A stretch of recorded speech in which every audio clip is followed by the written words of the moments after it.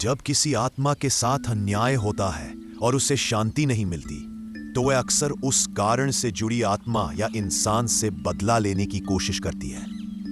वे केवल उसी से बैर या प्रतिशोध रखती है जिसने उनके साथ अन्याय किया हो। ऐसी आत्माओं को अशांत आत्मा कहा जाता है, जो तब तक चैन नहीं पाती जब तक उन्हें न्याय या संतोष न मिले, जब तक वे उस अन्याय का हिसाब नहीं चुका लेती। उन्हें मुक्ति नहीं मिलती, वे अकारण किसी और को हानि नहीं पहुंचाती। चलिए आज सुनते हैं उसी पर एक कथा, किस प्रकार आत्मा ने निर्दोष को बचाने हेतु संकेत दिया और दोषी को दंडित किया। एक बिजनेसमैन जब 75 साल का हुआ तो उसने अपना सारा बिजनेस बेटे को सौंप दिया। फिर उसने एक छोटा सा आइलैंड खरीदा और वहीं रहने चला गया। उसकी पत्नी पहले ही गुजर चुकी थी।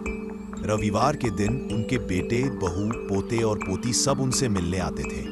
वो वहां अच्छा समय बिताते थे, शांति से रहते थे। न कोई परेशानी थी, न कोई अफसोस। उनके घर नौकर चाकर भी नाव से आया करते थे। काम पूरा करने के बाद शाम को लौट जाते थे, बस एक सुरक्षा गार्ड को छोड़कर। उस दिन शाम को जो सुरक्षा गार्ड आना चाहिए था, वो आ नहीं पाया। इस कारण वो उस टापू पर यानी अपने घर में पूरी तरह अकेले थे। सही समय पर खाना खाकर वे सोने चले गए, लेकिन उसी रात उनके साथ एक बहुत ही अजीब घटना घटी। करीब आधी रात को जब उनकी नींद टूटी तो उन्होंने देखा कि उनके बगीचे में कोई आदमी घूम रहा है। तो वे अचानक उठकर खिड़की के पास गए और देखा कि वो आदमी एक ताबूत खींचते हुए ले जा रहा था। फिर उन्होंने हिम्मत जुटाई और बाहर निकलकर बगीचे की तरफ बढ़े। फिर उन्होंने उस आदमी से कहा, रुको, तुम कौन हो? कई बार पूछने के बाद वो आदमी रुक गया, उनकी ओर मुड़ा और हंसने लगा। लेकिन उसका चेहरा देखकर वे बहुत जोर से डर गए और कुछ देर के लिए ठहर गए। जब वे फिर से देखने लगे तो देखा कि वहां कोई नहीं था। फिर वे सोने चले गए, लेकिन रात में ठीक से नींद नहीं आई। सुबह तक वे बैठे बैठे खिड़की की तरफ देखते रहे और सोचते रहे क्या हो रहा था, वह क्या था। कई दिन वे इस तरह सोचते रहे। फिर धीरे धीरे यह घटना उनके ध्यान से निकल गई। लगभग 8 महीने बाद किसी काम के सिलसिले में उन्हें शहर जाना पड़ा। अपने बेटे के पास एक मीटिंग के लिए उन्हें एक बड़ा होटल जाना था, जो कि 5 सितारा होटल था। उनकी मीटिंग 8वीं मंजिल पर थी। मीटिंग खत्म होने के बाद वे लिफ्ट से नीचे जाने के लिए लिफ्ट के पास खड़े थे।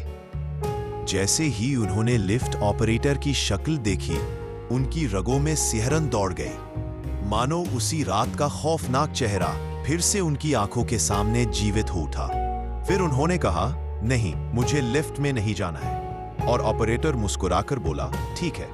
फिर लिफ्ट बंद हुई और नीचे की तरफ जाने लगी। कुछ ही सेकंड में लिफ्ट इतनी तेजी से नीचे गिर गई कि कुछ समझ में नहीं आया। लिफ्ट नीचे गिरकर धड़ाम से टकराई और सभी 5 लोग वहीं मारे गए। फिर जांच में पता चला कि उस दिन लिफ्ट का ऑपरेटर ड्यूटी पर ही नहीं था। तो ये सवाल उठता है, ये कौन था जो लिफ्ट चला रहा था? लिफ्ट ऑपरेटर के भेष में वह कौन था? लेकिन बिजनेसमैन के दिमाग में यह सवाल आया, असल में ये क्या था? यह सब क्यों हुआ? इसलिए उन्होंने एक निजी जासूस को हायर किया और उससे यह जिम्मेदारी दी कि वह पता लगाए कि ये 5 लोग कौन थे और इस तरह उनकी मृत्यु कैसे हुई। कुछ महीनों की जांच के बाद निजी जासूस बिजनेसमैन के पास आया और सारी बातें उसे बता दी। कॉलेज के समय 6 दोस्त हुआ करते थे जो बहुत अच्छे थे। पढ़ाई खत्म होने के बाद किसी ने नौकरी की, किसी ने व्यवसाय शुरू किया और बस सभी अपने अपने काम में लग गए थे। उनमें से एक अपने गांव चला गया, जहां काफी जमीन और घर था। वह अकेला वारिस था, इसलिए अपने गांव और संपत्ति की देखभाल करने के लिए वहीं रहने चला गया। सब कुछ ठीक चल रहा था। समय पर उसकी शादी भी हो गई और घर पर उसके माता, पिता और बीवी सभी साथ थे। नौकर चाकर थे और वे काफी समय तक वही रहते थे। हर काम की देखभाल करते थे। उसका जीवन बहुत अच्छा और सुचारू रूप से बीत रहा था। एक दिन उसके 5 दोस्त फोन करके बोले, चलो हम सब अपनी पत्नियों के साथ आ रहे हैं, कहीं एक जगह पिकनिक मनाते हैं। पिकनिक में वे सभी 6 लोग अपनी पत्नियों के साथ गए। पिकनिक भी अच्छी रही और वे उसके घर तक भी आए। लेकिन उसी रात वे लोग उसके घर पर भी रुके। सुबह होते ही वे 5 अपनी पत्नियों के साथ निकल गए, लेकिन तभी से घर पर सब कुछ ठहरा हुआ था। अब तक यह पता नहीं चला कि वे चारों कहां हैं।